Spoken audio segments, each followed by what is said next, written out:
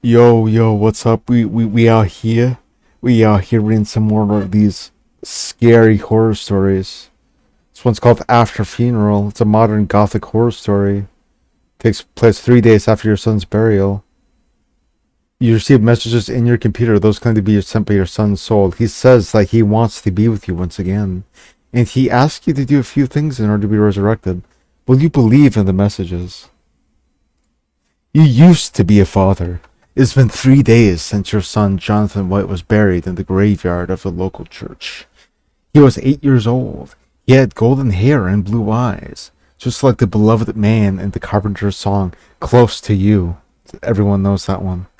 Since your wife passed away giving birth to Jonathan, and since he has been your everything, he was your angel, and now he is gone. Actually, okay. He died on a snowy winter morning. You had gone to market, leaving him alone at home. When you arrived at home, you found Jonathan lying on the bed motionless.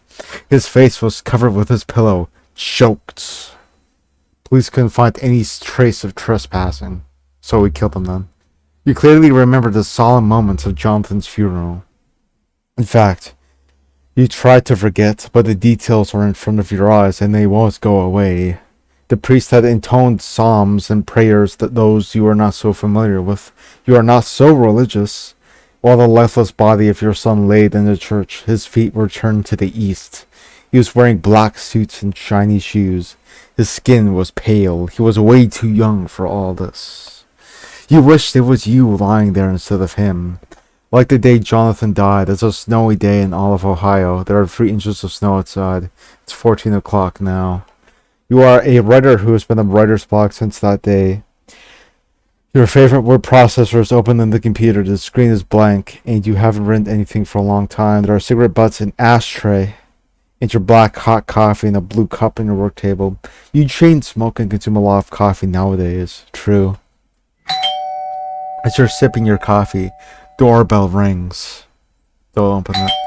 The doorbell rings once again, but you don't respond. It's probably Bob, your neighbor and friend. God, I hate him. You feel an urge to wash your face. Despite the cold day, your face somehow got sweaty. After washing your face, you look at your reflection in the mirror. You notice that your eyes got red, mostly because of crying and being sleepless. You use sleeping pills, but they don't always work. You turn back to your work table. You look at the computer screen that should have been blank, but no, it is not blank. Something is written. Daddy, I miss you. Turn off. You turn off the computer and the monitor screen goes black. Sorry about that. Then nothing else appears on the screen. You don't find anything to write in your novel, so you don't need to turn on the computer once again. And yes, also the text disturbs you. You don't experience anything supernatural during the rest of the day. At night, you take your sleeping pills and fall asleep. You are having a vivid dream. You see Jonathan in the garden with green grass and colorful flowers. He runs around with happiness and angles. There are white-dressed angels around him. Everyone is smiling. You are not a part of this dream. Jonathan doesn't see you, but you are still content with seeing him happy in this Eden. He was always a benevolent boy after all. He deserves to go to heaven.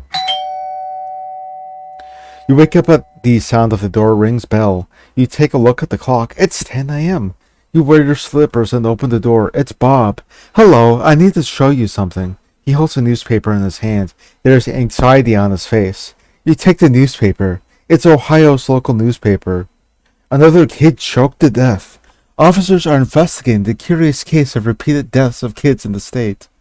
Yesterday night, a 6-year-old boy, Kevin Madsen, was found dead in his bed by his parents. His face was covered with his pillow. What makes this interesting for officers is this is the 7th time a boy died this way this month in Ohio.